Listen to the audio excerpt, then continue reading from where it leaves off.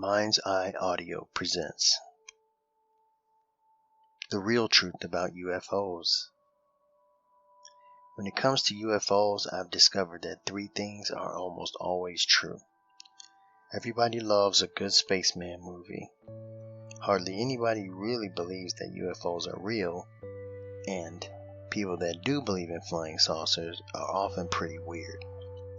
Well, you can officially start calling me weird now, because just the other day I had an honest-to-goodness close encounter of my very own.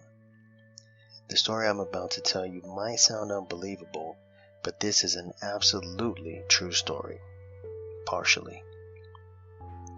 I was walking alone in the park the day before yesterday when out of nowhere a beam of light shone down on me from out of the sky. I had seen more than enough X-Files movies to know immediately that this was a UFO. So there I was, scared to death and frozen in my tracks, when this creature beamed down right in front of me. The light was so bright that I could hardly see his features, but from what I could make out, I swear that this spaceman looked just like Orville. I kid you not. As this spaceman and I stood looking at each other, I had the sudden urge to use the facilities. Just as I was about to thank him for stopping by and excuse myself, he spoke to me. "Don't worry, I'm not here to harm you. I just want to ask you a few questions," he said in a soft, pleasant voice. Okay, I answered. "What do you want to know?" The spaceman then began asking me all sorts of questions about my life, Earth people, and the world in general, and I answered each question to the best of my ability. All the time we were talking, two questions kept running through my mind. One, why hadn't I fainted yet? And two, where in the world did I learn to speak alien? So after about 5 minutes of this, the spaceman said, "Thank you, and goodbye." Then as he turned away from me, I said, "Wait a minute. Before you leave, can I ask you a couple questions?" He said, "Sure, go for it." I laughed. The concept of an alien speaking slang tickled me. I asked him, "Why don't you reveal yourself to the world instead of sneaking around talking to me?" He answered, "Your people are not ready yet." To which I replied, "What does that mean?"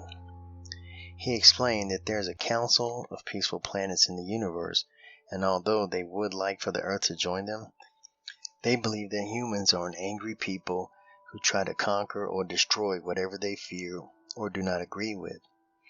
Well, being the good human that I am, I defended us and said, "That's a damn lie, buddy." I had the sudden urge to sock that alien right in his face for disrespecting my planet like that, but I restrained myself. Instead, I lit me a cigarette and accidentally blew the smoke in his face and said, "Where in the world, universe, would you get a crazy idea like that?" He coughed and said, "Just take a look at your history. We've been watching your people for many centuries. We've seen you commit many destructive acts against each other and against the very planet itself." I flicked my cigarette butt on the ground and said to him, "Look, Mr. Alien, so what if we made a few mistakes in our past? That doesn't mean that we're all bad. We've grown and learned from our mistakes." I had to stop talking and quickly stomp out a small fire that had started up when my lit cigarette butt landed in a pile of discarded McDonald's trash.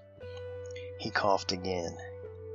"We're not an angry or violent people, and we do care about our planet," I continued. "You can't just judge us by our past. That's not fair." My fists were balled up and I was yelling at this point. He had really pissed me off talking about my people like that. He did not respond. He just stood there quietly looking at me and then shook his head. After a long moment of silence, he finally spoke. "Maybe I'll come back and see you again sometime, Mr. Storyteller. Maybe by then things will be different."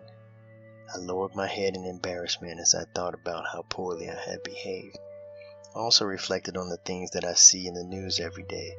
The wars, the destruction and suffering, the lack of respect that we show to one another, the way we treat our Mother Earth, and suddenly I knew exactly what he meant. I felt sad for our world, and I began to cry. Just as he was about to beam back up to his ship, he turned and said, "Cheer up, Mr. Storyteller. All is not lost." At least the people of Earth don't have to travel light years to listen to your wonderful stories." I smiled and watched him disappear.